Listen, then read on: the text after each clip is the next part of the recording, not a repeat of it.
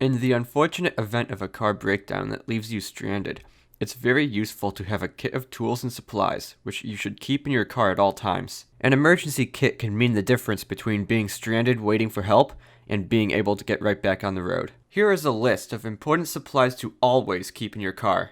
Jumper cables, roadside flares, spare tire and jack, first aid supplies, bottled water, granola or energy bars, small tool kit, a flashlight, car escape tools such as a seatbelt cutter and a window breaker, road maps, blankets and extra clothing, especially for colder climates, a car fire extinguisher, antifreeze, a roll of duct tape, washer fluid, paper towels or rags, 2 quarts of oil, and a no-spill gas can. You can often find these items being sold as kits online or at automotive stores.